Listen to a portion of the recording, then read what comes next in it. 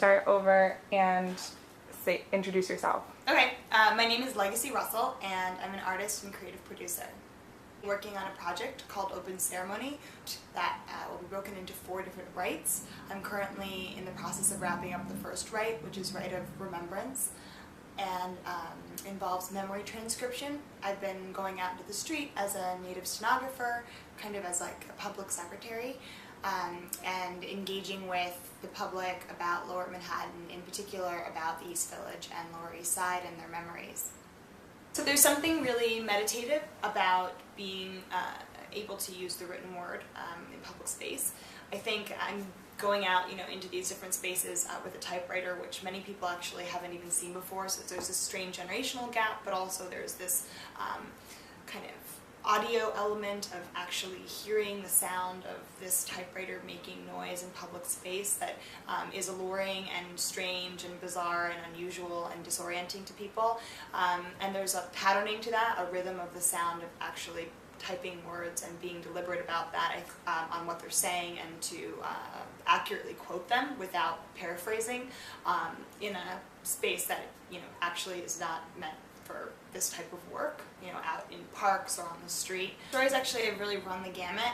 People have talked about, for example, one of the gentlemen who I spoke with talked about how back in the 80s he got caught shoplifting at Lord & Taylor and was given community service in this neighborhood, which at the time was kind of an intense experience because the neighborhood was undergoing, as it is now, a lot of change at that point in time. So, at first he was a little bit nervous. He wasn't from the area, and he made a lot of friends in the area and met a lot of artists and ended up building a community here, and so he kind of stuck. I've met other people who have talked about their experience coming to America and being a new immigrant in this space, whether it be Dominican or Puerto Rican or coming from various parts of the Caribbean. And so it's kind of been this interesting experience of listening to people talk about their diaspora and how they've engaged in this space, whether it be in an international way, coming from another country and arriving here, or interborough experience. Stories actually will be used in different ways. So part of what's happening currently is that it's being uploaded actively live onto Twitter as the stories are being written. I'm then tweeting thereafter. So there's a way that you can log on online, following at Open Ceremony, and check out different tidbits from the stories that I've recorded so far. The other pieces will be uploaded online as part of a kind of live digital archive. Very informal, but a way to access some of these stories and these different narratives. And then I'm really interested in how kind of cult ceremony and pomp and circumstance and kind of social practice through the lens of kind of religious habit can manifest themselves in our daily lives. And so that's why this project is called Open Ceremony.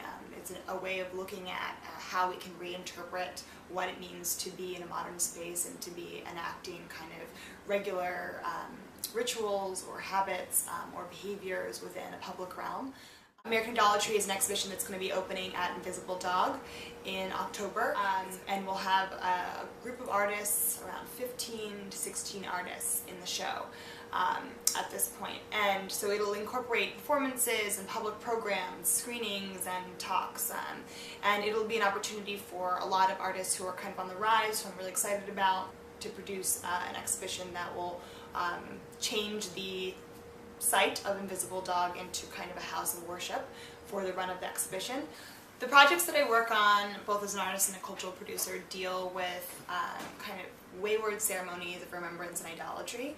I look at kind of ceremony out of context, looking at how our daily actions can kind of take on a religious tone, and seeing as how within Western American space there's kind of this distance but also attachment to religious practice, looking at collective consciousness and how those things can also be married into the notions of ceremony, and how actually public action and acting as a whole or acting in a group is something that can help us kind of overcome tragedy, to heal ourselves as a nation, to heal ourselves as individuals.